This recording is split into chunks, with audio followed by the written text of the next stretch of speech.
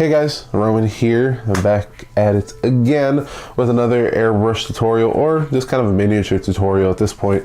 But yeah, brought to you by Grimworks Productions and Perils of the Warp. But what we're going to do today is we're actually going to show you some shade types that we can do with some of the Citadel washes. And we're going to use this little guy right here.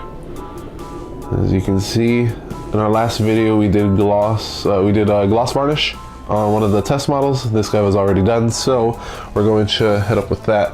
Now I'm going to show you two different ways, two ways that everybody does know, but it works a little bit different with the gloss varnish. We're just going to be using Nuln oil right there. Let's see if I can get the thing right there. Now, where is it? There we go. Get some Nuln oil. And yeah, I'm going to show you two different ones. I'm mostly going to show you on the shoulder pads just so that you know what's going on there. But let's get started. Alright guys, and we are back. So the first thing I'm going to do is I do Nuln oil and things like that out of the pot.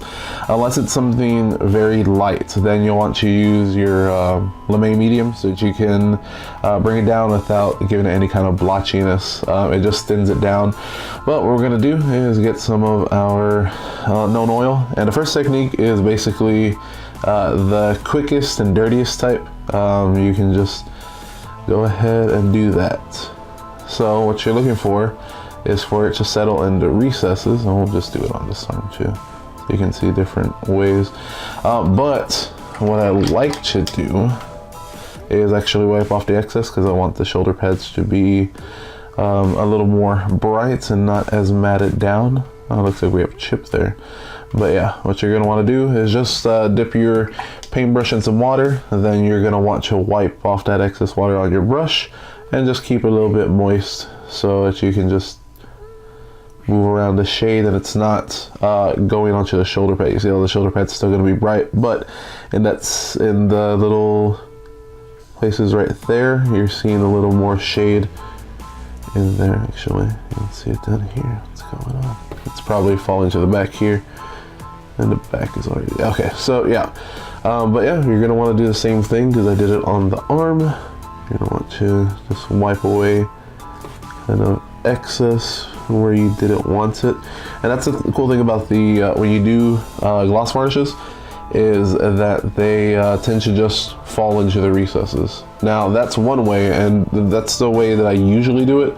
Let's try it again right here. So right here, there's a real big bright part where you don't want a lot of the excess shade. Let's see if we can actually get it into focus. There we go.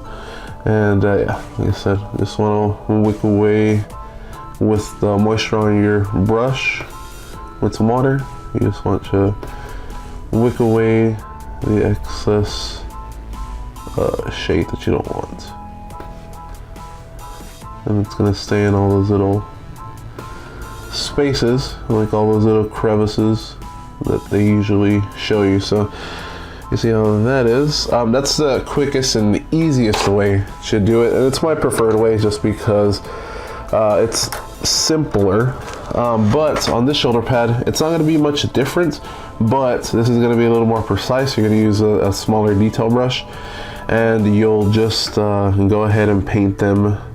Actually just get it into the recess there. And the cool thing about this is that you can just keep doing it until you get your desired little shade. This is a little more painstaking, and this one you don't actually need a gloss varnish, though it does help with the gloss varnish when you do this way, just because it doesn't leave any coffee stain in the rest of it. And by coffee stains we mean just like the it doesn't tint the rest of the model. But you can do that and you get the same effect basically, but with the method I showed you just before, it does more of a it's a little more work, but it's the quickest way because we can just go back to that one, just get some more, and you can do big areas like this to get some shade in those areas, and then wipe it away.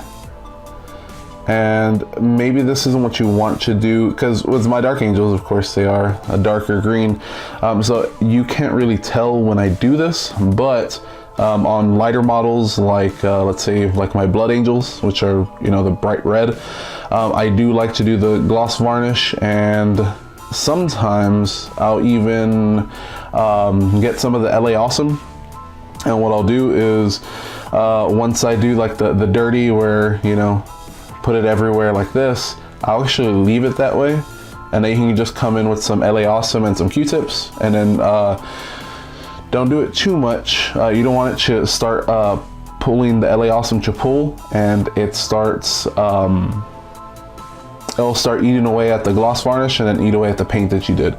So you can just leave it like that, and then with a Q-tip and some LA Awesome, just lightly start going on those flat areas and really start wicking it away. But like I said, this is my preferred way because it's simple, and the gloss varnish doesn't let you lock it in as well on, or it doesn't pull into the flat surfaces.